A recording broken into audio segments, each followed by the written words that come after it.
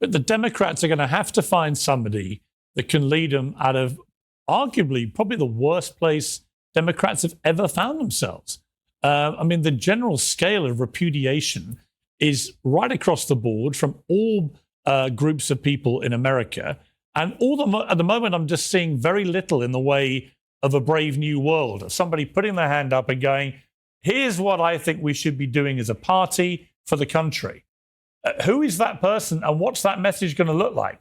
We're about to have a look at a debate between Piers Morgan and Congressman Ro Khanna, a Democrat, of course, and they're debating the topic of the week, Doge, and its uncovering of wasteful government spending.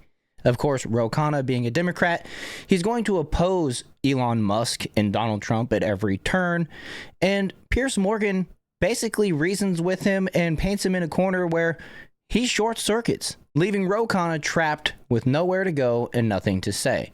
So let's have a look at this heated debate, somewhat heated, between Piers Morgan and Ro Khanna. Democrat Congressman. Ro, great to have you back on Uncensored. This whole idea, Ro, of Elon Musk, of Doge, of his young team of whiz kids led by big balls and so on, you know, some people are laughing at it, some people are outraged, some people are all in favor. Where do you sit with it?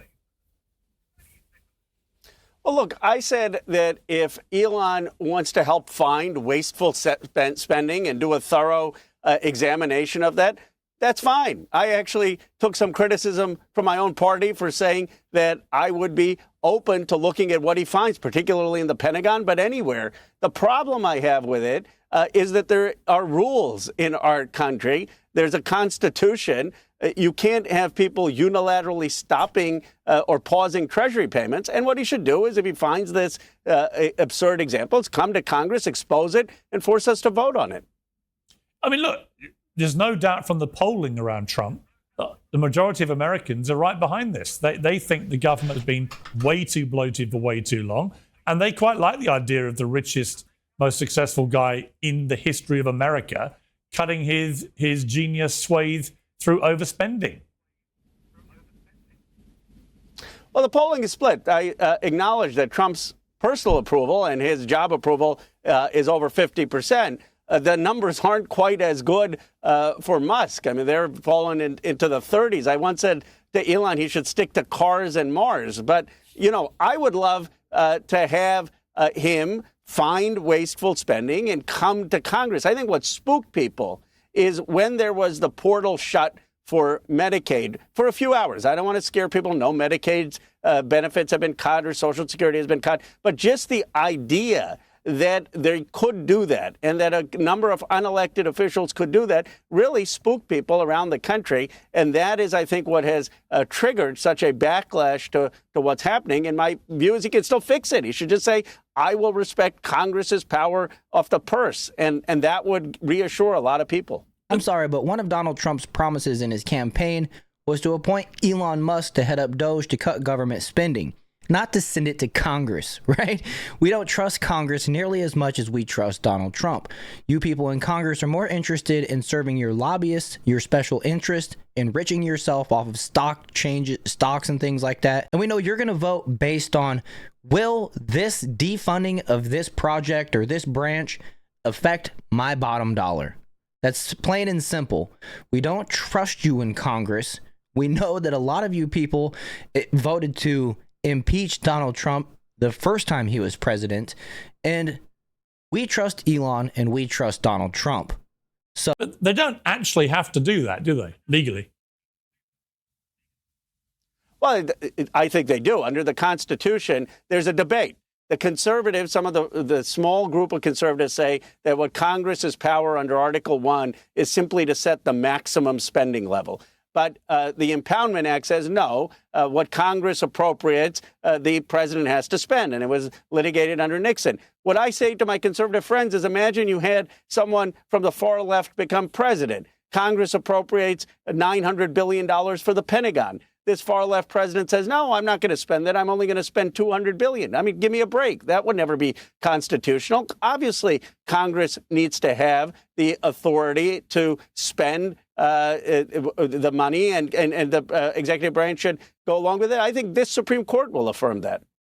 Let's turn to the confirmation process. It looks like RFK Jr. and Tulsi Gabbard are more likely than not to be confirmed, which means pretty much everyone will have been confirmed apart from Matt Gaetz, who dropped out. I mean, are you surprised at that? Did you expect more of them to fall down? I am a bit surprised just because most presidents have a number of cabinet members who don't make it. But I think it is a testament to Donald Trump's complete control over the Republican Party. Look, I was elected to Congress when he was elected in his first term, and Republicans would kind of snicker behind his back and say, this was a fluke, he's not going to last. But to your point, I heard your earlier segment, I mean, this is the most popular he has been, and he certainly has complete control of the Republican Party. Yeah, I mean, the other thing I think that people like is that Trump is doing a lot of stuff. Now, you may not agree with all of it, but I do think, leaders generally who act and do things that they said they were going to do when they were campaigning, they tend to be pretty popular.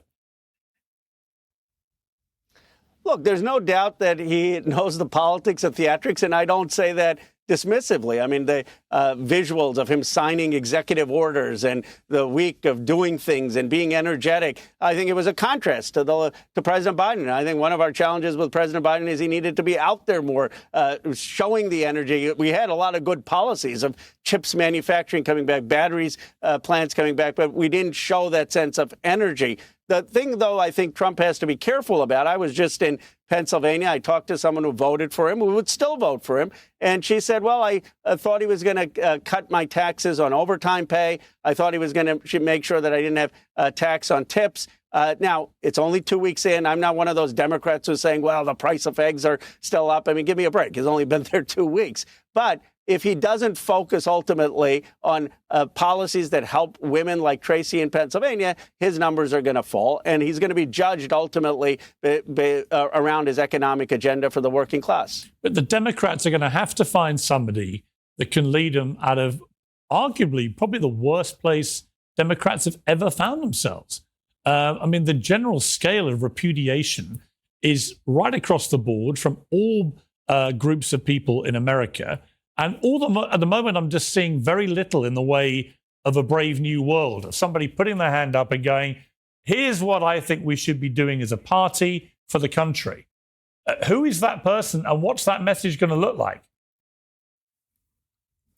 Well, here's the good news. We've seen that comebacks can happen very, very quickly in modern politics. And the American people, for the last 10 elections, seem to be going from one side to the other. I mean, if you had told people after January 6th that Donald Trump was going to be the president, let alone the nominee, they would have snickered.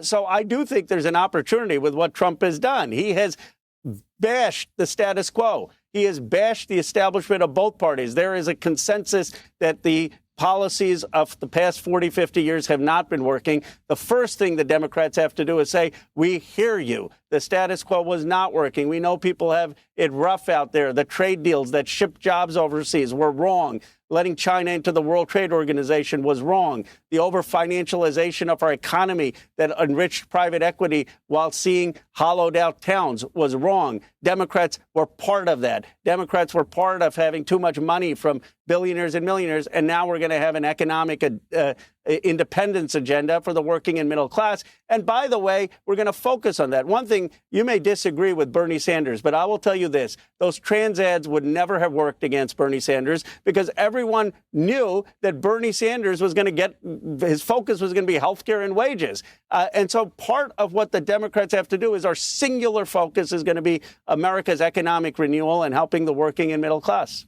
Yeah, although actually, if people had asked him directly, what is a man and what is a woman, and he failed to answer, and he supported policies that allow biological men to compete against women in sport, I think it would have been a big problem for Bernie Sanders, that ad. So the answer for me, for Democrats going forward, is common sense. You know, just do things which are things that most Americans would agree with. Then you got a chance. As long as you're defying them on even things like biology, it's hopeless. Anyway, well, let's get real about Bernie Sanders. The dude is a jackass. He's been paid. He's in the pocket for Big Pharma. He's been exposed. And he is not the same Bernie that he used to be. Or maybe he is, but now he's been exposed. He had no chance running against Donald Trump. And the Democrats, the DNC, knew that. And not only that, they didn't care. They wanted their DEI hire, Kamala Harris, to oppose Donald Trump, so that they could fearmonger and do the typical Democrat thing of vilifying Trump and threaten any man that consider voting for Donald Trump over the black woman as a misogynist, right? Not to mention they went back to the well and said Donald Trump was going to take away your gay rights and all this stuff like that. And we all knew better. He'd been president for 4 years. He didn't do anything that the Democrats fearmongered on him the first time, and the people weren't buying it. The people are awake enough. It's been, 8 years since Donald Trump has been in politics, 8+ years, and the Democrat attacks have never stopped. They've never changed. They haven't gotten better. They haven't progressed, and the people have wised up to the situation. But Ro Khanna, what a typical Democrat, loves spending that money. He's talking about how Elon and Doge should basically underline things, send it to Congress for their approval. And I got a good laugh at that awkward silence when Piers asked Ro Khanna, but it's legal, right? Doge isn't doing anything illegal. And then he went on a stupid rant and argued that there is a debate, but we obviously know how that debate would go. It would last forever. Nothing would get done, and no funding would get cut if we allowed Congress to discuss this bullshit. There's no way Republicans in Congress at this point, with Trump's approval being the highest ever and Americans recognizing on a daily how poorly the Democrats have run the country and allowed so much wasteful spending that the American people just don't agree with. They listed some of the things there, the transgender stuff to other countries, and it's funny to me that Ro Khanna is still out here basically campaigning for Joe Biden. Trying to act like Joe did anything good for the country is just a fool's game. But anyways, I hope you guys enjoyed this one. I want to remind you that you can catch me live on this channel every Monday, Wednesday, and Saturday at 7 p.m. with the Jar Openers podcast. I have a Discord that you can join. The link is down in the description. Thank you for watching to the end. Make sure you hit that like button, share this video, subscribe to the channel, especially if you're an America First type individual. You are in the right place. And other than that, I'll see you guys in the next video.